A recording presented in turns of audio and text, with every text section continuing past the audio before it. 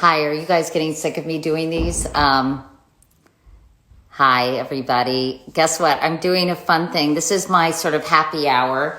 If I drink a little wine, everyone starts saying that I'm getting drunk. I'm not. But I feel like we can all use a little lighthearted fun. So I'm trying to connect with some people who, let me see if she's on, who can have a little fun. And, and I think I see her. Hold on. Where is she? Where are you, Missy? There you are. Um, anyway, you guys, well, I think most of you will really, really like her. Trumpers probably, people who are Trump supporters. Can you see me? I can. Can you see me? You look awesome, and your picture is I can super see clear. you. Can you hear me? Can we hear each other? Yeah, you can you hear me? I can hear you. You look so great. It's so nice to see you. Are you kidding? I feel like I've aged like 20 years in the past month. I want to touch your face through the screen so badly. Look at, oh. How are you? It says your picture is all distorted. No, ladies and gentlemen, this is just how I actually look. Hey, Sam, I call this happy hour. Do you have a cocktail or some wine? So nice. I don't. I'm going to get one after this, though. That's for sure. Yeah, tell Jason. Say, come on, bro. Tell Jason to let's go. Step on it. I gotta put in an order over here. What kind of restaurant is this? How are you doing? We're okay. I mean, we're healthy and we're safe. So fine. I guess we're fine. How are you doing? I'm good. I'm listen, it is what it is. That's very profound. I'm going to have one of those sweaters scripted with "it is what it is." But listen, as I was saying I interviewed somebody from the World Health Organization earlier today named Maria Van Kerkhove, who's really a total ass-kicking scientist. And, we all said we're lucky. We're all lucky who can have a house and have enough food on the table, and I think I have no complaints. It's a very strange time, though, right? Very strange time. I feel very lucky to even be able to work from home is really a privilege right now. So are your kids are 14, 11, and 10, right? Yeah, 14, 11, and 9. And they're homeschooling, they're remote learning. We're not nailing it, but we're trying. Yeah, how is that going? I mean, are they asking you, do you have to get super involved in the homeschooling aspect of it? Cheers, everyone. For the first, really, cheers. Cheers. For the first little while, Jason's been the one who's been doing that. I'm the support staff while Jason makes sure everybody's completely set up for their schooling for the day. And I'm in there making quesadillas and grilled cheeses. Like, I'm providing snacks and embarrassment as I bring laundry into their rooms while they're in class. I'm providing all of those awful moments for them. So you're the support staff. I'm support staff. And Jason's he's the main vehicle through which they get all their lesson plans for the day. And then I'm working on the show while he's the support staff for the show. So it's like there's a kind of a fluid, I don't know, we're just trying. Our kids are in hell. Like, when we're teaching them stuff, they don't want to, they don't want to know what we think about anything. I'm lucky because my kids, my girls are 28 and 24. So needless to say, they're not doing homeschooling. My younger daughter is here working, and my older daughter is in Los Angeles, holed up with her fiance. We had to postpone her summer wedding, which was disappointing, but in the grand scheme of things, not a huge deal. But I can't imagine homeschooling my kids. And do you have to do a lot of interaction with them, or do you kind of just say, okay, here's your schedule for today? Do you have to kind of hover over them to make sure they're doing the work? The youngest one hovering, like, she definitely needs direction. She needs to be redirected a couple of times during the day. But the other two, the older ones, are very good about keeping their nose down and working. They're very self-directed, so we're really lucky with them. And but Jason keeps giving them like spare projects, like creative writing projects. And what do they think? And do they do them? Oh, they suffer so deeply. They just hate it so much. They give all of the assignments titles like "Please kill me" and "I hate this so much. Like this is hell. I'm in hell." So, they're doing it. And they're helping with the show. They've been really helping, like, because we're shooting the show in the backyard. Jason, you have a little set in your backyard, as it were. Yeah. And so Jason shoots you on an iPhone. He does. Yeah. And the kids the kids are doing. Well, lighting is everything. Lighting is just so the oldest daughter, we have a flex bill that she holds. So it's like that, that piece of nice, beautiful aluminum that gives you a nice bounce off your chin. Oh yeah. I could use one of those right now. It's so nice. I wish she was standing here right this second, but she holds it and she really she has an eye for it, and she kind of follows my face with the light. She finds the beam of sun and aims it right at me. So she's actually really, she's like, there it is. Oh, I see. It's a very practical. And then my son kind of films some stuff. We have a cold open in the show tonight. My daughter actually, she dyed my hair roots over the weekend. Oh, they look so good bad. Because I had to do that too. Yeah. You're so good. I got my 14-year-old did it. Nice. Maybe she wants to become work at a hair salon. Listen, she'd be great. She nailed it. And my son filmed that. So there's a lot of stuff that they're doing that they're just finding a deep reserve of talent inside them. It was great. How hard is it to do your show from your backyard? Obviously, a lot of people are doing that. We've got Jimmy Fallon. Yep. We've got, all the late night hosts, including you, Sam. Is it been hard? Yeah, well, I think I'm super lucky because Jason knows how to film things. Like he's a film and television director, so He knows what to do.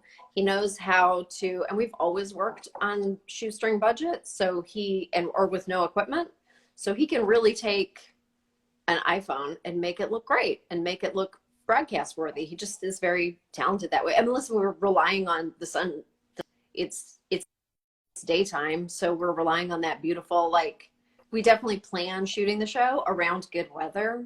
Like I see that there's snow in the forecast. There's snow in the forecast for the weekend, so we can't shoot anything on Saturday because I see the big snowflake on my weather widget. So that's really. But you also, I mean, you have to. I know you have a great crew. I've met a lot of the people who work on your show. Yes, and they're awesome. Hi. Alana says hi. Oh, tell her hi. Yeah. But I mean, how do you do that? Because do you guys get on a Zoom and do you, I mean, you've got to do your monologue. I know you get a lot of, that's a collaborative effort. Some of your skits are collaborative too. So has that been hard working remotely? Well, it's been a challenge, but I think it's been a really, at first it was terrifying. I mean, I can't say that from the get-go we were like, this is going to work. We definitely are going to nail this. I mean, everything we've done has been a real question and a long thought process. So, but we've landed on something that I think really works. It's still collaborative. Just every single person who works on our show is working from their own home. So when we left the studio for the last time, we had the foresight to take a lot of equipment with us so that the editors could be editing at home, so that the graphics team could be doing the graphics at home. Writers can work from home. Producers can work from home. We're just writing and producing and thinking in a totally different way, which has been really interesting. And I'm really grateful that we can do it. It's kind of a miracle. It looks really good. I'm proud of it. I mean, it's interesting how some shows look pretty professional. You can tell who has good Wi-Fi and who doesn't, right? Yeah. Because sometimes it's super blurry and other times it's super clear. But you guys have been, you're so creative and funny all the time. I haven't watched it. I'm going to watch it after we talk. You did you did a funny takeoff on 73 questions, which I'm Yes. so glad you did, because Thank you. I like the segment. I'm not hating on Vogue, but Sure. it's so rehearsed. It's like, Oh, and they figure out all the cute answers. So there's gonna let's take a look. Oh, there's my closet. you know, Little joke there. So you guys must have had fun with that. it was really fun. I love it when they're just arranging flowers in their 73 questions. Like they just have an open package of beautifully cut flowers just laying on a table, and you're just going to pop that in a vase. I'm just going to gather those up. Those were just sitting there. That's weird. Oh my God, look, the light just totally changed in here. It looks great. Now it's haunting. It's the golden hour. You got The it. sun went behind You a don't need cloud. a ring light, Sam. It's No. like, woo! Oh my God. But yeah, so I can't wait to watch your 70. And Jason was the cameraman who's sort of, I don't know, how would you describe him? Sardonic? I would say the reluctant cameraman. But you know what I mean? The 73 questions guy is always so he's into so him. chipper. No. Jason is the opposite of chipper. Oh, good. He's Well, like, what is 73 questions? What are we doing? All right. What? Where can people see that, Sam? Oh my goodness. YouTube, on our website, on our Instagram feed. Yeah, because we're on Instagram, so yeah. Are you like a lot of the other hosts? I remember Jimmy Kimmel telling me, I just dropped Jimmy Kimmel's name, which sounded really obnoxious. Jimmy and I. But Jimmy Kimmel told me that he gets many, many, many more viewers. Can you be my honorary mom, Katie Couric?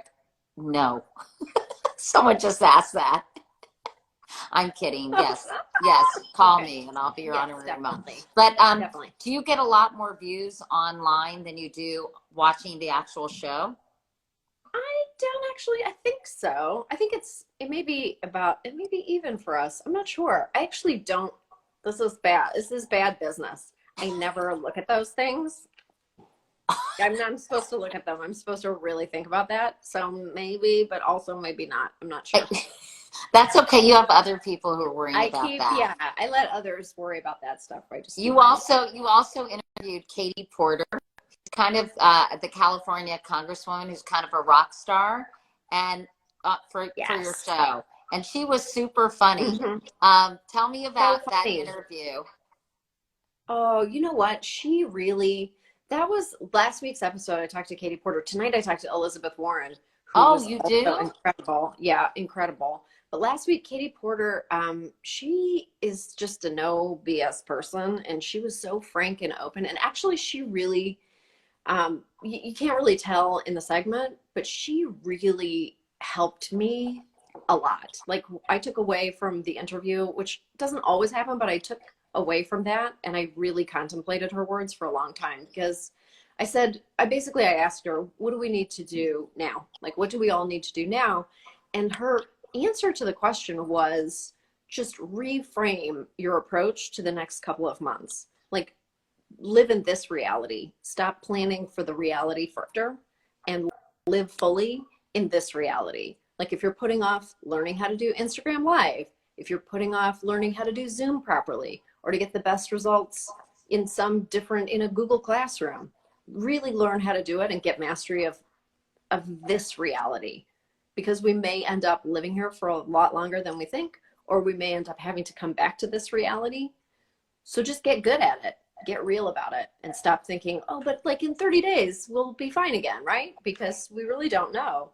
And we really don't have return. In fact, Sam, I just tweeted an article. What did it say? That it was a piece from some researchers at Harvard saying that social distancing, I am so sorry to tell everyone who's watching this, social distancing may have to continue until 2022. If no vaccine is developed. If no vaccine is quickly developed. If no vaccine is quickly developed. Quickly, pass me your wine through the screen. I need a sip. Here you go, Sam. Open your mouth. Oh my God, that's so crazy though, you guys. Crazy. 2022. This was an article in Science, I think. Wow. Yeah, it was a CNN piece, but it was a talking about an article that was written in Science magazine, which is a very reputable magazine. And I was like, Mother of God. Oh boy. And I get like embracing this new reality, but do we really have to embrace it for 2 more years? That was not part of my conversation with Katie Porter. I think you need to call. I have I to think call you her need again. to call Congresswoman Porter back. I really do. I We're know. gonna continue our conversation. But I have a segment from the interview. I just think it's funny. I'm going to read it. You said, "Are you exhausted?" You ask her, "from appearing in every Republican's nightmare." And she says, "No, I think that's a very comfortable role for me. If you're full of bullshit, I'm coming for you. I just don't have time. I'm a single mom. The dinner's burning. I'm late to something. I have 4,000 unread emails. My hair is frizzy. I haven't shaved my legs in a week. No bullshit." My God, it just feeds me. Those words are like oxygen to me. She is so funny. She's the best. She is funny and she is so smart. Give us a preview. I would love to interview her sometime. Give us, I've watched her and some of her exchanges on Capitol Hill about this and thought she was awesome. Tell us a little bit about your conversation with Elizabeth Warren that's running tonight. Ah, Elizabeth Warren. She was very calming to speak to as well. It's just, I mean, we're really seeking, I think, I personally am, I'm seeking voices of authority and wisdom, and I'm seeking the voice of a statesman to tell me to be calm. And so I keep interviewing people who I think can provide that. Yeah. And that is, in fact, what Elizabeth Warren, it was very life affirming to speak to her because she's calm and she's reasonable and she believes in America so deeply in her heart. So she's a person who has a handle on things and she has a plan for things. I mean, she had a plan for a pandemic. She has a plan for getting people voting in November. So speaking to her, I found very relaxing. It just like unspools my brain to talk to people who know what they're talking about, honestly, because these press conferences were making me like spin out of control. So I keep watching the pressers and going, la, la, la, and then I need someone to go, it's going to be okay. Really, it's going to be okay. We are better than this and we are bigger than this and it is going to be fine. Do you, I know you were kind of excited, jazzed about Bernie, and clearly he's not the guy. Mm-hmm. And I'm just curious how you feel about Joe Biden and how you felt about Barack Obama endorsing him the other day, and just wanted your opinion. Well, I do think that more than ever, and I think that we're seeing it play out, no matter how people feel about Bernie, his thoughts about medical care and his thoughts about universal health care have never been more relevant. Like we're all seeing what it feels like to be at risk in the healthcare industry. We're all, this is going to play out time and again. There are so many questions about healthcare. People are going to start receiving bills for their healthcare, for their stays in the hospital from this dreadful COVID-19. It's a disaster. It's a healthcare disaster. It'll be a disaster for people who've received treatment. I feel like now is the moment where we're all experiencing this pull toward universal healthcare. I grew up in Canada where there's no question that your medical care is covered. You don't have that burden of having to imagine that an errant bill from a hospital will destroy the rest of your life, regardless of what happens based on the illness itself. But you don't walk around with that like heavy backpack of having to worry that your healthcare will bankrupt you.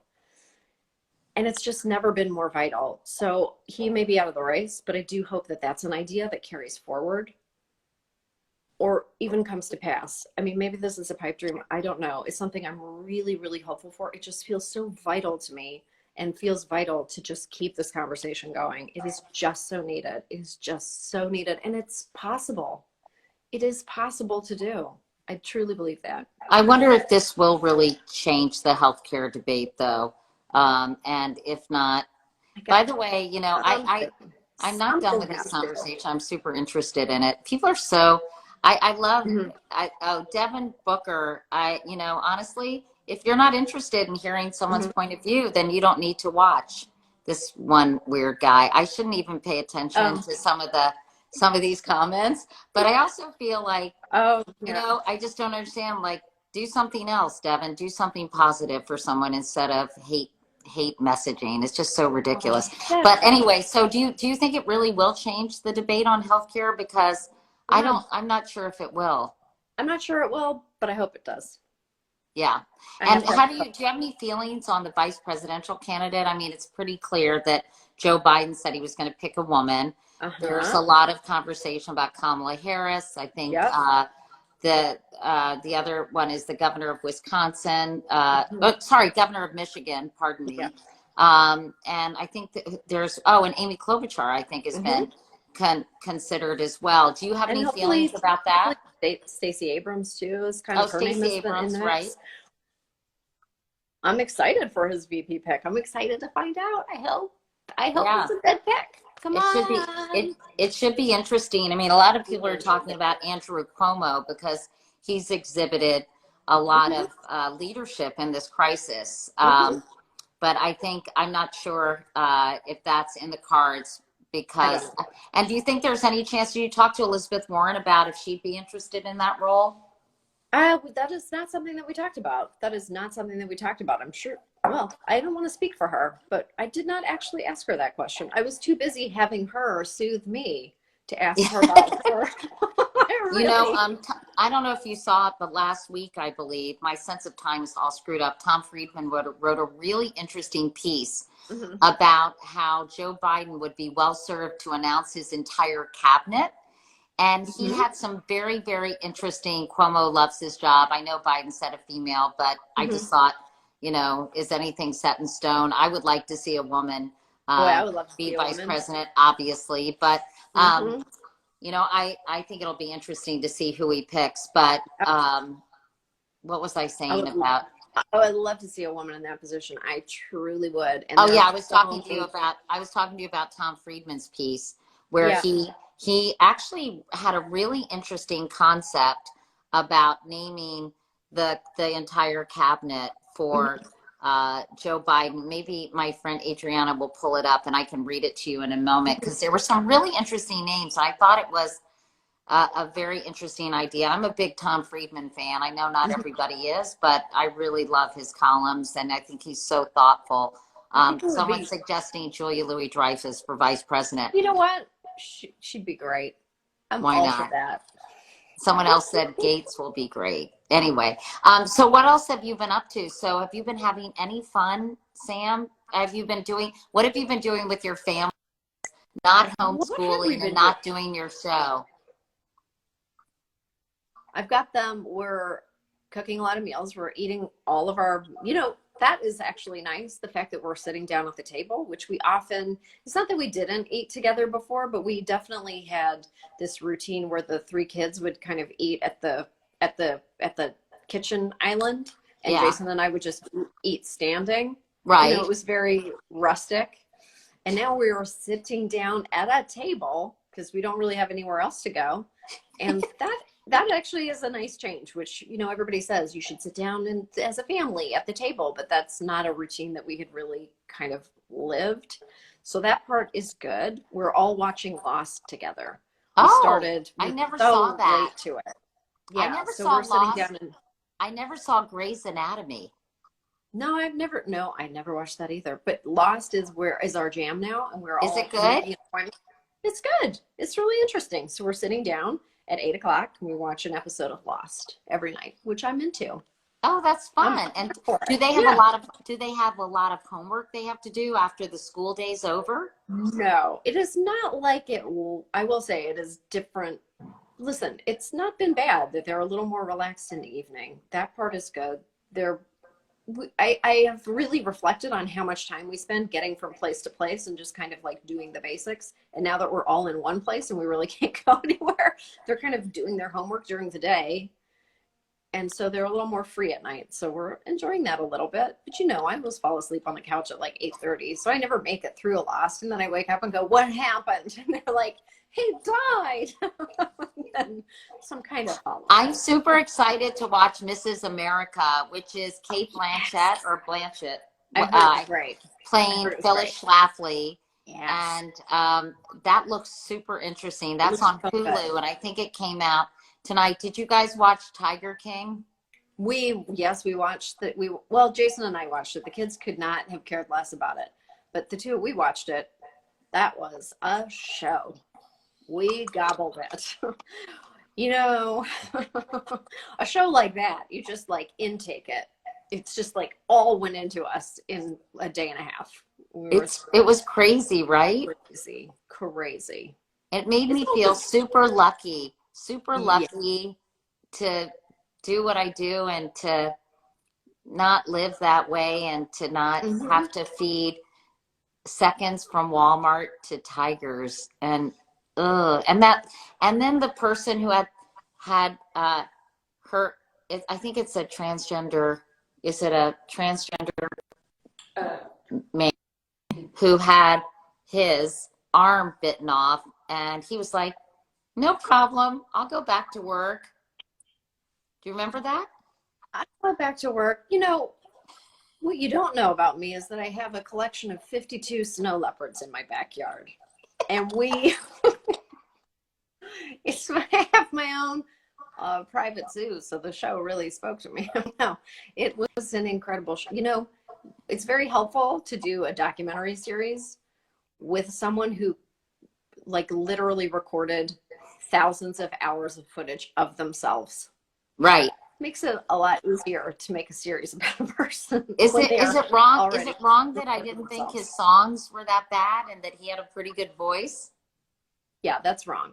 That's not good. She wasn't a lesbian. She was transgender, actually. I thought that too, but she was actually a trans male, according to articles I've read. But who knows? You people may know better than I. Someone said they're feeling down. I know we have to wrap up, but I just love talking to you. No, I love talking to you too. I love talking to you. I miss you. Do you think Carol Baskin Say again? Do you think Carol Baskin killed her husband? I don't not think that she fed him definitely to a bunch of large cats. I don't think she killed her husband. I think it was I think that was part of the show, and I think you can make a narrative unfold any way you want. So I actually believe Carol Baskin is innocent. Okay. Well, I think maybe a cat maybe ate him regardless of what happened. How'd you like her husband with the leash in the outfit? Just great. The whole thing was incredible. The whole thing was quite incredible. Yes. Oh boy. Wow. Anyway. All right. On that note, also watch Unorthodox. That's really good too. I'm going to be talking to the girl. Great too.